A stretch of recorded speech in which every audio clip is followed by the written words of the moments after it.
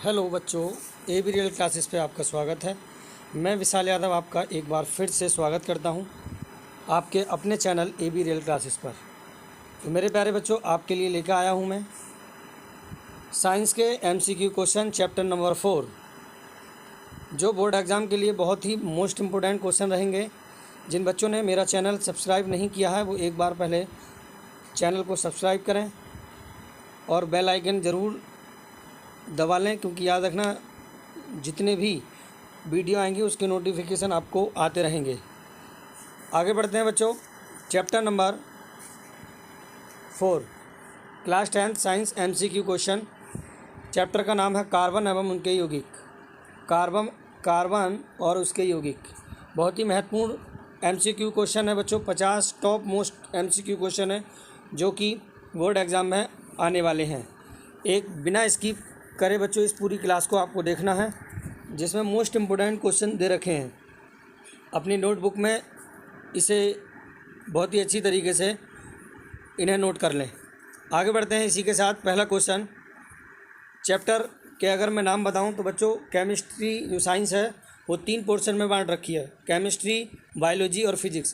Chemistry के 4 chapter हैं। पहला चैप्टर रासायनिक अभिक्रिया और समीकरण, दूसरा चैप्टर है अम्ल, क्षार एवं लवण, तीसरा चैप्टर धातु और अधातु, चौथा चैप्टर कार्बन और उसके यौगिक, पांचवा चैप्टर न्यू सिलेबस में हटा दिया गया है। ये 4 चैप्टर हैं आपके केमिस्ट्री के।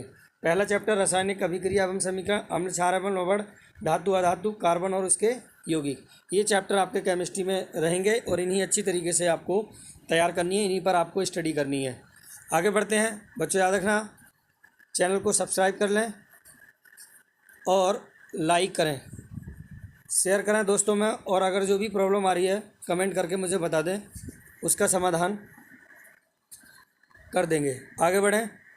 पहला क्वेश्चन है MCQ क्वेश्चन। फर्स्ट क्वेश्चन है, प्रथम कार्बनिक यौगिक यूरिया का संश्लेषण किसने किया था? प्रथम कार्बनिक यौगिक, पहला कार्बनिक यौगिक प्रयोगशाला में ऐसे भी पूछ सकता है, प्रयोगशाला में प्रथम कार्बनिक यौगिक कब बनाया गया था या किसने बनाया था? तो बच्चों याद रखना ऑप्शन दे रखे हैं, कोल्बे ने, बॉहलर ने, वार्जिलियस ने, या इनमें से कोई नहीं। तो बच्चों क्वेश्चन नंबर फर्स्ट का जो राइट आंसर होगा बॉहलर। बॉहलर का पूरा नाम है फ्रेडरिक बॉहलर। फ्रेडरिक बॉहलर ने सर्वप्रथम प्रयोगशाला में यूरिया का संश्लेषण किया था और इन्होंने ये काम करके वार्जिलियस के जैव शक्ति सिद्धांत का अंत कर दिया था, मतलब उसे समाप्त कर दिया था। तो क्वेश्चन नंबर 1 का राइट आंसर होगा ऑप्शन बी, बॉहलर। अगला क्वेश्चन है क्वेश्चन नंबर 2, कैल्शियम कार्बोहाइड जल के साथ अभिक्रिया कर देता है। कैल्शियम कार्बोहाइड जल के साथ अभिक्रिया करता है तो क्या देता है? तो बच्चों ऑप्शन डी है, ये देता है एथाइन। क्या देता है? एथाइन, इसका राइट आंसर होगा। आगे बढ़ते हैं क्वेश्चन नंबर 3, निम्न में से हाइड्रोकार्बन कौन है? पहली बात मैं ये बता दूं बच्चों, हाइड्रोकार्बन होते क्या हैं? हाइड्रोकार्बन होते क्या हैं? हाइड्रोकार्बन वह होते हैं जिनके वे यौगिक जिनके अंदर हाइड्रोजन और कार्बन दोनों हों, वो हमारे हाइड्रोकार्बन होते हैं। अब जरा चेक कर लेते हैं कि किस किस में कार्बन है, किस किस में हाइड्रोजन है। इसके अंदर बच्चों वाटर के अंदर हाइड्रोजन होती है मगर कार्बन नहीं होता, इसलिए ये हाइड्रोकार्बन नहीं होगा। हाइड्रोकार्बन की शर्त यह है कि जिसमें हाइड्रोजन भी हो और कार्बन भी हो। बात करते हैं वी, इसके अंदर कार्बन भी है और हाइड्रोजन भी है और ऑक्सीजन भी है, ठीक है। अगले कार्बन डाइऑक्साइड में कार्बन तो है मगर हाइड्रोजन नहीं है। नाइट्रिक अम्ल में हाइड्रोजन है मगर कार्बन नहीं है, तो इसका ऑप्शन जो राइट जो रहेगा वो क्या होगा? ऑप्शन बी राइट आंसर इसका रहेगा क्वेश्चन नंबर 3 का। अगला क्वेश्चन है स्क्रीन पर, CHO अभिक्रिया मूलक को कहते हैं। CHO ग्रुप जो होता है वो क्या होता है? तो CHO ग्रुप जो होता है बच्चों वो हमारा ग्रुप है, कौन सा ग्रुप है? एल्डिहाइड। कौन सा ग्रुप है? एल्डिहाइड, इसका राइट आंसर होगा। अब बात करते हैं, कुछ और नाम दे रखे हैं, इनके ग्रुपों के नाम बता दें। तो इनके ग्रुपों के नाम बच्चों, एल्कोहल OH मूलक होता है, कीटोन CO मूलक होता है। कौन सा मूलक होता है? CO मूलक होता है ये कीटोन। जब किसी कार्बन श्रृंखला में OH समूह होता है तो ऑल जोड़ते हैं ई हटाकर, और कीटोन समूह जुड़ा होता है तो ई संगत एल्केन के नाम के अंत में ई हटाकर ऑन जोड़ देते हैं। ये IUPAC आपको आगे भी मिलेंगी। बात करते हैं तो समझ में आ गई बच्चों, इसका राइट आंसर क्या होगा? ये एल्डिहाइडी समूह है। अगला क्वेश्चन है क्वेश्चन नंबर 5, कार्बोक्जिलिक अभिक्रियाशील मूलक को क्या कहा जाता है? ये जो ग्रुप है COOH, कौन सा ग्रुप है? COOH। ये अभिक्रियाशील मूलक को क्या कहा जाता है? तो याद रखना इसे कहा जाता है अम्लीय मूलक। कौन सा मूलक कहा जाता है? अम्लीय मूलक कहा जाता है। अभी मैंने बताया था कीटोन, दोबारा रिपीट कर दे रहा हूँ, कीटोन CO ग्रुप होता है, एल्डिहाइड CH ग्रुप होता है, और ईथर ग्रुप होता है सिंगल बॉन्ड O और सिंगल बॉन्ड। जब किसी कार्बन श्रृंखला के बीच में अगर ऑक्सीजन होता है तो वो ईथर ग्रुप होता है। समझ में आया बच्चों? तो इसका राइट आंसर क्या होगा? ऑप्शन सी इसका राइट आंसर होगा। अगले क्वेश्चन की बात करते हैं, क्वेश्चन नंबर 6। निम्नलिखित में से कौन समावेवी है? समावेवी की बात करते हैं तो बच्चों याद रखना ऑप्शन सी इसका राइट आंसर रहेगा। C2H5OH और CH3OCH3 ये दोनों के दोनों एथिल अल्कोहल और डाई मैथिल ईथर। इस सूत्र का नाम है एथिल अल्कोहल और इसका नाम है डाई मैथिल ईथर। दोनों क्या हैं? ये समावेवी हैं। ठीक है बच्चों, आगे बढ़ते हैं। Question number 7। क्वेश्चन नंबर 7 में कहा गया है निम्नलिखित में से कौन सहसंयोजी यौगिक है? सहसंयोजी यौगिक की अगर हम बात करें बच्चों तो सहसंयोजी यौगिक की परिभाषा क्या है कि सहसंयोजी यौगिक वह यौगिक होते हैं जिनमें बराबर की साझेदारी हो, इलेक्ट्रॉनों की बराबर की साझेदारी द्वारा बॉन्ड बनाते हैं, वह सहसंयोजी यौगिक कहलाते हैं। तो इसमें कौन है? मेथेन एक सहसंयोजी यौगिक है। अभी बताता हूँ किस तरीके से ये सहसंयोजी यौगिक है। तो बच्चों याद रखना कार्बन, इसके पास कितने हाइड्रोजन है? 4 हाइड्रोजन है। तो ये कार्बन जो है अपना अष्टक पूर्ण करने के लिए चारों हाइड्रोजन परमाणु से एक एक इलेक्ट्रॉन का साझा करेगा, और ये हाइड्रोजन भी अपना अष्टक पूर्ण करने के लिए कार्बन से एक एक इलेक्ट्रॉन का साझा करेंगे।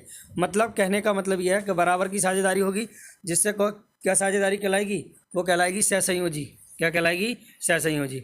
ठीक है बच्चों, इसी के साथ आगे बढ़ते हैं। अगला क्वेश्चन है क्वेश्चन नंबर 7। निम्न में से किस हाइड्रोकार्बन के 3 आबंध होते हैं? कितने? 3 आबंध होते हैं। निम्न में से किस हाइड्रोकार्बन के 3 आबंध होते हैं? तो याद रखना 3 जो होगा वो कौन होगा? मेथेन तो हो ही नहीं सकता। अभी मैंने बताया था मेथेन क्यों नहीं हो सकता, क्योंकि इसके अंदर एक ही आबंध होता है।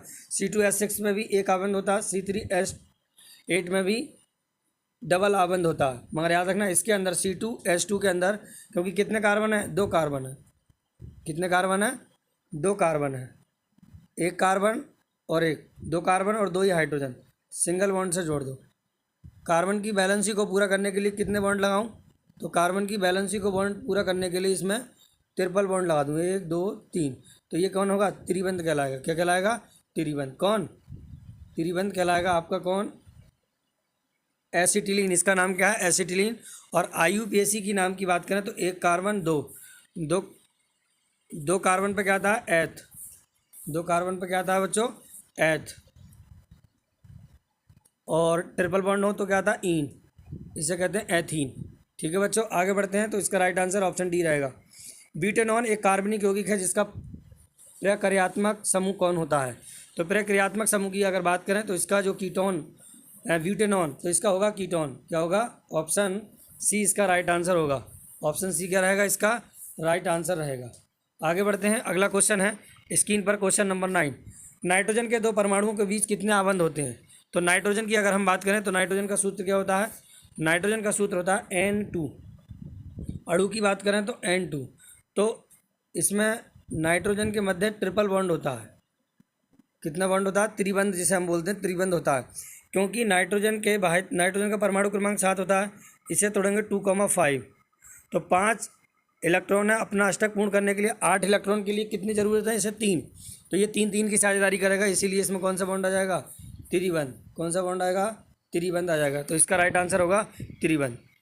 तो क्वेश्चन नंबर 10 का राइट आंसर है सी। एल्कीन का सामान्य सूत्र क्या होता है? एल्कीन की बात हो रही है। किसकी बात हो रही है बच्चों? एल्कीन की बात हो रही है। तो एल्कीन का जो सामान्य सूत्र होगा वो सूत्र होगा आपका, ऑप्शन इसका राइट आंसर होगा CnH2n। CnH2n इसका राइट आंसर होगा। CnH2n एल्कीन का सामान्य सूत्र होगा। अगर बात करें अगले, ये आपके ऑप्शन में दे रखे हैं और सूत्र, ये किसका रहेगा? ये किसका रहेगा? तो याद रखना 3 कैटेगरी होती हैं। एक होता है एल्कीन, एल्केन और एल्कीन, और फिर एल्काइन, YNE। तो ये एल्कीन, ये एल्केन, और आपका अगला है एल्कीन और एल्काइन। यहाँ पर चेंज होना है ये। तो एल्केन अगर होगा तो +2 जोड़ना है आपको, एल्कीन होगा तो कुछ नहीं जोड़ना है, और आइन होता है तो -1 कर देना है। -1 आपको कर देना है। CnH2n सॉरी, ये जो माइनस के 2 कर देना है, माइनस के 2 कर देना है आपको, ये ऑप्शन आपका नहीं रहेगा। ये तीनों कैटेगरी में मैंने बांट दिया, मगर इसका जो राइट आंसर होगा, राइट आंसर की अगर हम बात करें तो राइट आंसर इसका होगा ऑप्शन वी, इसका राइट आंसर होगा। अगर कोई आपसे पूछे ये बताइए एल्कीन का, या पे बोर्ड एग्जाम में पूछा जाता है कि ये बताइए एल्कीन का सामान्य सूत्र क्या होगा, तो एल्कीन का सामान्य सूत्र जो होगा वो आपका CnH2n+2 होगा। एल्कीन की बात करेंगे तो यही है, और एल्काइन की बात करेंगे तो आपका ये है। पूछा किसका है, एल्कीन का, तो ऑप्शन बी इसका राइट आंसर होगा। आई होप, मैं मानता हूँ कि आपको ये पूरी तरीके से कंफर्म या बहुत अच्छी तरीके से आपको याद समझ गए हो गया आप। अगले बढ़ते हैं इसी के साथ। Question number 12। एथाइल अल्कोहल का अणु सूत्र है एथाइल। एथाइल अल्कोहल का मतलब होता है एथिल अल्कोहल। एथिल अल्कोहल की अगर हम बात करें तो इसका सूत्र होता है, ये बहुत इजी क्वेश्चन है, इसका सूत्र होता है C2H5OH, इसका राइट आंसर होगा। एथाइल अल्कोहल का अणु सूत्र इसका राइट आंसर होगा। क्वेश्चन नंबर 30 की बात करें, चीनी का रासायनिक सूत्र क्या है, तो ये बच्चों बहुत इजी है, C12H22O11 इसका राइट आंसर होगा। आगे बढ़ते हैं अगले क्वेश्चन पर।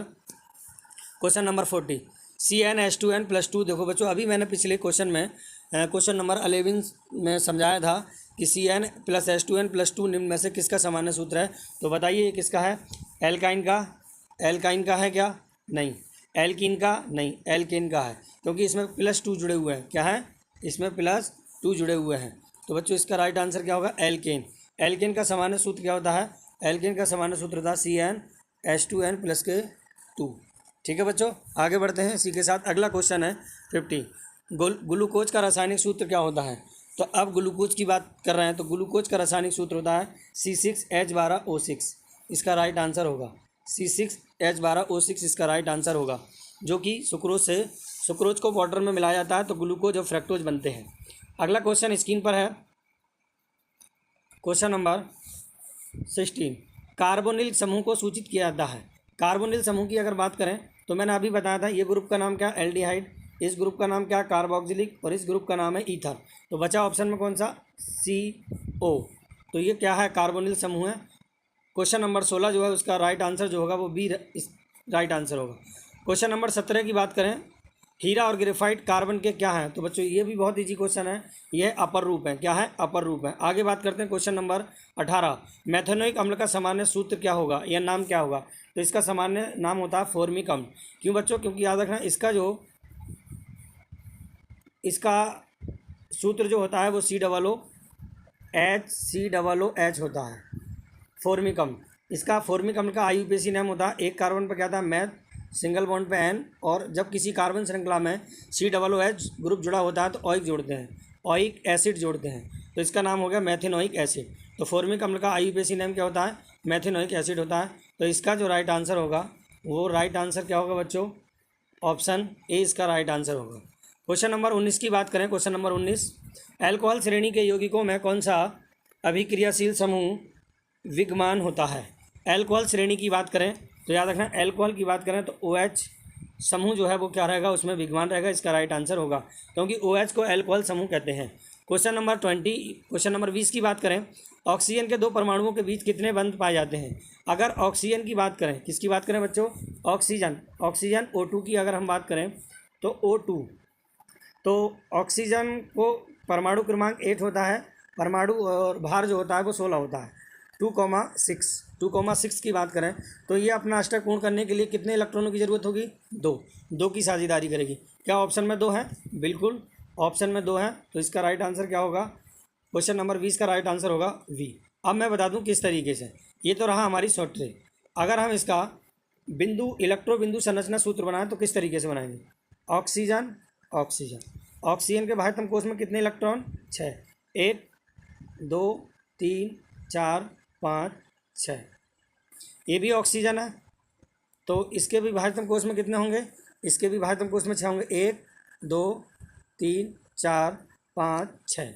अब बच्चों याद रखना, ये ऑक्सीजन है, ये अपना अष्टक पूर्ण करने के लिए 8 इलेक्ट्रॉन पूर्ण करने के लिए इससे कितने लेगा, 2, तो ये 2 का साझा करेगा, कितने का साझा, 2 का। ये भी अपना अष्टक पूर्ण करने के लिए कितने का साझा करेगा, 2 का। कितने की साझेदारी हुई, इनके बीच कितने की साझेदारी हुई, इनके बीच सर दो दो इलेक्ट्रॉनों की साझेदारी हुई तो डबल बॉन्ड आएगा।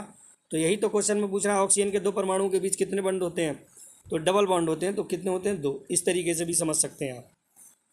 ये इसकी इलेक्ट्रॉन बंधु संरचना सूत्र है जो क्वेश्चन पूछा जा सकता है बोर्ड एग्जाम में। इस तरीके से क्वेश्चन आता है, निम्नलिखित यौगिकों के इलेक्ट्रो बिंदु संरचना सूत्र लिखिए या बताइए। तो आपको इस तरीके से बताना है, ठीक है। Question number 21। अगला क्वेश्चन है स्क्रीन पर 21। नाइट्रोजन अणु में कितने सहसंयोजक बंध होता है। अभी बच्चों बात करी थी कितने होते हैं, 3 सहसंयोजक बंध होते हैं, ठीक है। ये रिपीटेड क्वेश्चन है। आगे बढ़ते हैं इसी के साथ 20 क्वेश्चन नंबर 22 में कहा गया निम्नलिखित कौन सहसंयोजी यौगिक है। निम्नलिखित में कौन सहसंयोजी यौगिक है, ये भी रिपीटेड क्वेश्चन है। मेथेन एक सहसंयोजी यौगिक है। 23 सोडियम के टुकड़े को एथेनॉल में डालने पर कौन सी गैस निकलती है। एथेनॉल में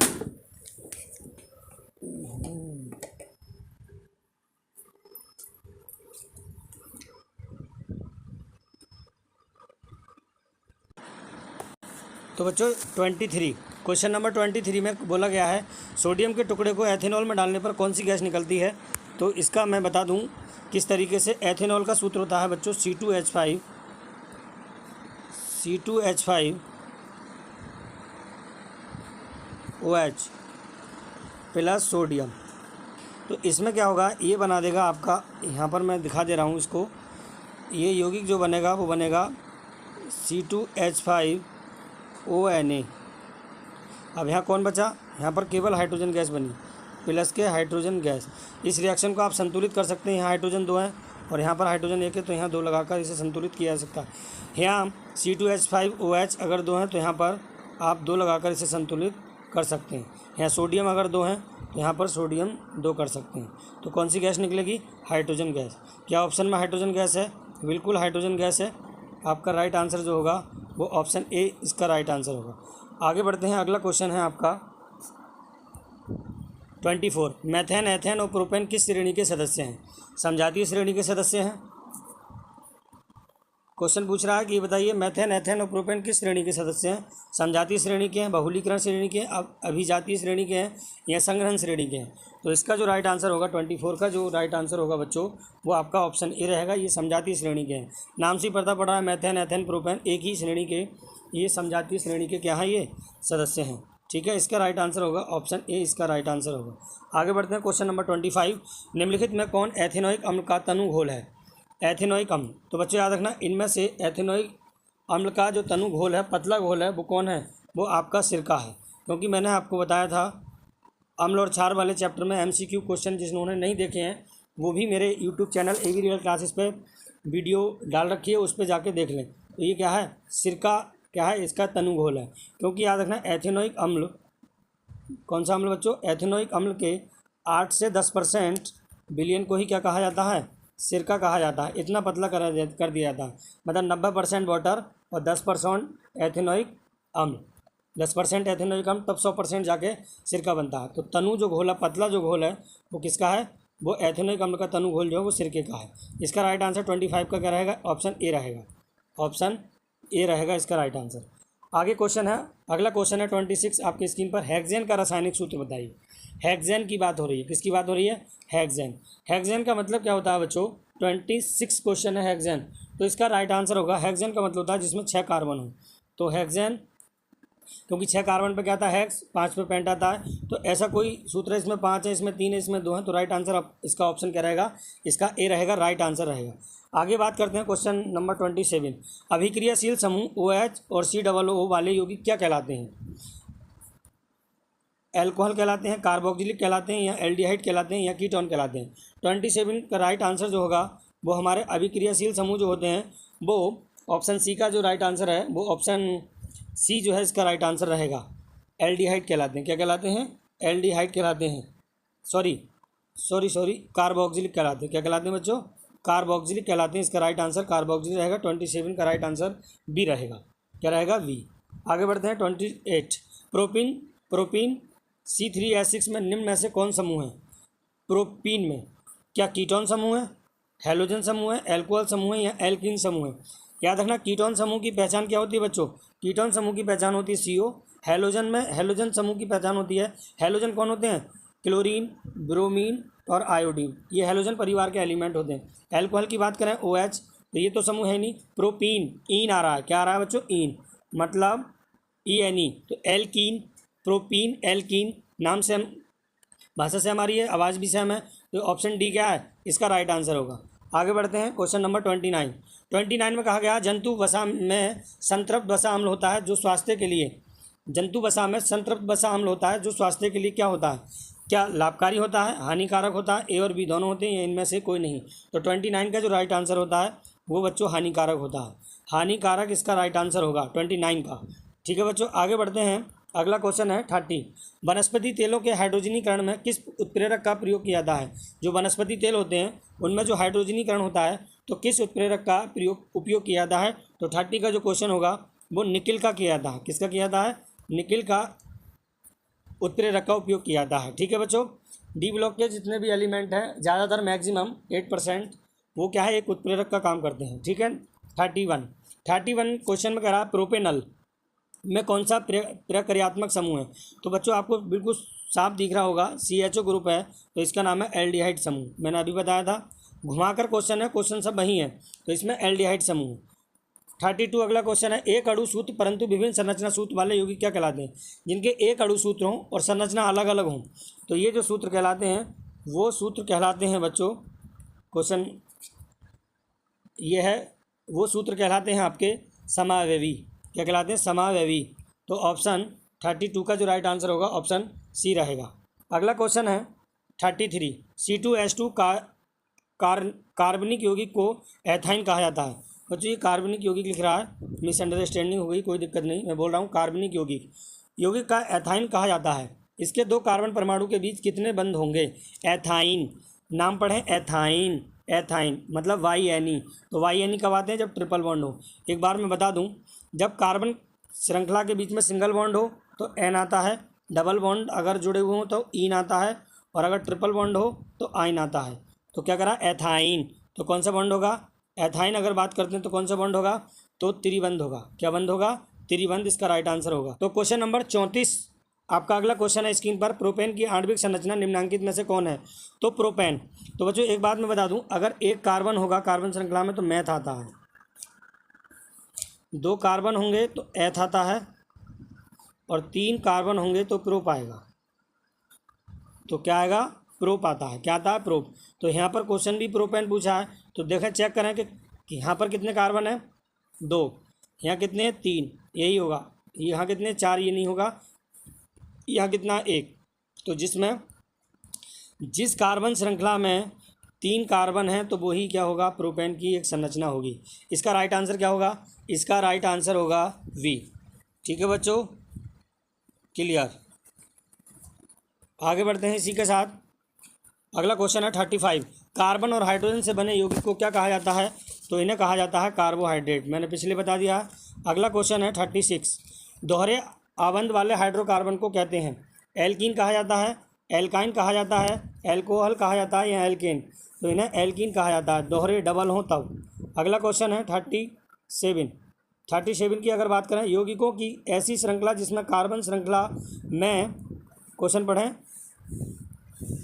यौगिकों की ऐसी श्रृंखला जिसमें कार्बन श्रृंखला में स्थित हाइड्रोजन के एक ही प्रकार का प्रक्रियात्मक समूह प्रतिस्थापित करता है, उसे क्या कहा जाता है? विषम जातीय, समजातीय या असमजातीय या इनमें से कोई नहीं? तो 37 का जो राइट आंसर रहेगा वो आपका V ऑप्शन रहेगा। वो क्या कहलाएंगे? वो समजातीय कहलाएंगे। क्या कहलाएंगे? समजातीय कहलाएंगे। क्या कहलाएंगे बच्चों? समजातीय इसका राइट आंसर होगा। आगे बढ़ते हैं 38। नीचे प्रक्रियात्मक समूह का फार्मूला दिया गया है, इनमें से कौन कीटोन है? तो कीटोन की अगर बात करें तो वो D ऑप्शन इसका राइट आंसर होगा। ठीक है, अगला क्वेश्चन है 39। प्रोपाइन का सूत्र क्या होता है? प्रोपाइन मतलब जिसमें प्रोपाइन जिसमें ट्रिपल बॉन्ड हो। क्या ये हो सकता है? नहीं। क्या ये हो सकता है? नहीं। क्या ये हो सकता है? नहीं। तो ऑप्शन इसका क्या होगा? क्वेश्चन नंबर 39 का प्रोपाइन, इनमें से कोई नहीं, इनमें से कोई नहीं इसका राइट आंसर होगा। यहाँ पर मिस्टेक कर दी गई है, यहाँ पर बॉन्ड नहीं लगाया गया है, तो इसका इनमें से कोई नहीं इसका राइट आंसर होगा। ठीक है, आगे बढ़ते हैं 40 CH4 plus Cl2 Surya Prakash में CH3Cl प्लस HCl अभिक्रिया बनाते हैं। बताइए ये कैसी अभिक्रिया है। CH4 प्लस Cl आपस में जुड़कर, क्वेश्चन करा CH4 plus Cl Surya Prakash में CH3Cl प्लस HCl अभिक्रिया बनाते हैं। ये अभिक्रिया कौन सी है? तो ऑप्शन बी, ये प्रतिस्थापन अभिक्रिया है। तो ऑप्शन बी इसका राइट आंसर होगा, प्रतिस्थापन अभिक्रिया होगी। 41 अपमार्जक लंबी श्रृंखला वाली कार्बोक्सिलिक अम्ल के लवण होते हैं। सल्फेट लवण होते हैं, अमोनियम लवण होते हैं, या सल्फोनेट लवण होते हैं, या बी और सी दोनों। तो ऑप्शन 41 का डी रहेगा, वी और सी ये दोनों रहेंगे। ऑप्शन डी इसका राइट आंसर होगा। 42 अपमार्जक से बनाए जाते हैं। अपमार्जक से बनाए जाते हैं, बड़ी जल्दी कर रहे हैं।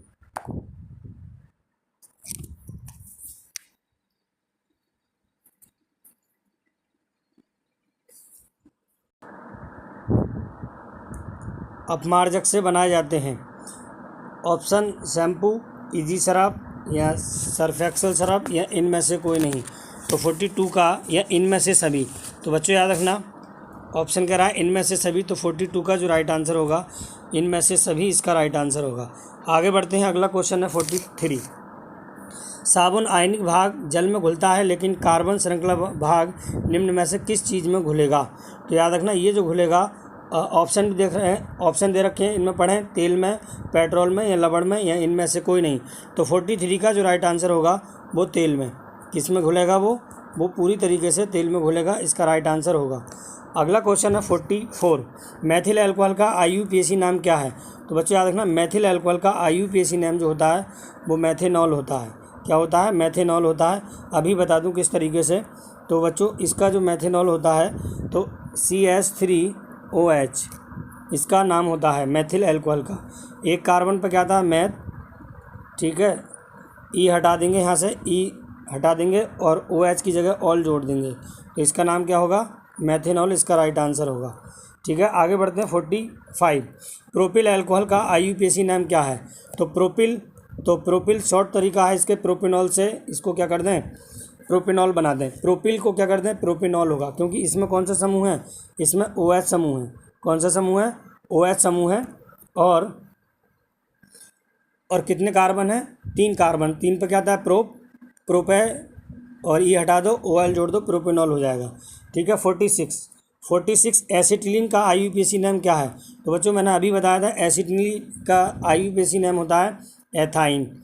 ऑप्शन सी इसका राइट आंसर रहेगा 46 का, क्योंकि याद रखना, मैं बता दूं, एक इसमें कितने कार्बन होते हैं? इसमें 2 कार्बन होते हैं। कितने कार्बन होते हैं?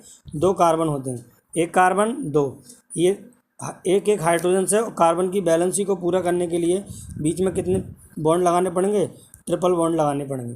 जब ट्रिपल बॉन्ड लगते हैं तो 1 कार्बन 2 पर क्या आता है? एथ, और ट्रिपल बॉन्ड हो तो आयन आता है, तो इसका नाम क्या हो गया? एथाइन। तो ऑप्शन सी इसका राइट आंसर होगा 46 का। 47 की बात करें, डाई मैथाइल ईथर का IUPAC नाम क्या है? तो डाई मैथाइल की बात करें तो इसका सूत्र जो होता है, इसमें मैथिल ग्रुप जो होंगे वो 2 होंगे, CH3O और CH3, ये सूत्र होगा। तो इसका नाम होगा मैथोक्सी, और 1 कार्बन इधर बचा तो मैथेन। क्या ऑप्शन में है? बिल्कुल, ऑप्शन डी इसका राइट आंसर होगा, मैथोक्सी मैथेन। 47 का जो राइट आंसर होगा वो डी रहेगा। आगे बढ़ते हैं 48। एथिल प्रोपाइल ईथर का IUPAC नाम क्या है? एथिल प्रोपाइल ईथर का IUPAC नाम क्या है? तो एथिल प्रोपाइल की अगर हम बात करें तो इसका जो राइट आंसर होगा वो 48 होगा। 48 का जो होगा वो सी इसका राइट आंसर होगा। अब किस तरीके से होगा? देखो, C2, इसके सूत्र की बात करें, C2, थोड़ा इधर लिख लेता हूँ, C2H5O प्रोपाइल मतलब 3 कार्बन, CH2 और CH3, तो ये बन गया एथिल और ये बन गया प्रोपेन। कितने कार्बन है? तो ये यहाँ पर ऑक्सीजन ग्रुप रह गया है, ऑक्सीजन ग्रुप और लगा दूँ मैं यहाँ पर, तो यहाँ पर ऑक्सीजन ग्रुप लगा सकते हैं, ऑक्सीजन ग्रुप लगा लें तो ऑक्सीजन ग्रुप में O लग जाएगा ये, तो ये बन जाएगा एथॉक्सी और ये बन जाएगा प्रोपेन। तो ऑप्शन सी इसका राइट आंसर होगा। ठीक है, आई होप आशा करता हूँ कि आपको ये समझ में आ गया होगा। 49 कार्बन क्या है? कार्बन क्या है तो बच्चों याद रखना, ये बिल्कुल इजी क्वेश्चन है। ये एक आधातु है कार्बन। 49 का राइट आंसर होगा ऑप्शन बी। आगे बढ़ते हैं इसी के साथ बच्चों, यही क्वेश्चन है आपके 49 क्वेश्चन है। 15 क्वेश्चन जो लास्ट क्वेश्चन जो 50 नंबर का जो क्वेश्चन है वो बच्चों स्लाइड में लगने से रह गया है, इसके लिए सॉरी। थैंक यू बच्चों। आपको अगर क्लास अच्छी लगी हो तो इसे लाइक करें, दोस्तों के साथ सब्सक्राइब करें, और जिन स्टूडेंटों ने या जिन बच्चों ने मेरा चैनल अभी तक सब्सक्राइब नहीं किया है तो वो पहले सब्सक्राइब कर लें और बने रहें मेरे चैनल पर। इसी के साथ बच्चों ऐसे ही नियंत्रण लगातार वीडियो आती रहेंगी जो कि आपके लिए बहुत महत्वपूर्ण क्लास रहेंगी MCQ क्वेश्चनों की। आप चैप्टर के साथ साथ MCQ क्वेश्चन लगाएं, क्योंकि बोर्ड एग्ज़ाम में 20 MCQ क्वेश्चन साइंस से आएंगे। मैं आपको केमिस्ट्री, बायोलॉजी, फिजिक्स के तीनों के आपको MCQ क्वेश्चन मेरे चैनल AV रियल क्लासेस पे आपको मिलते रहेंगे। थैंक यू, गुड लक, धन्यवाद।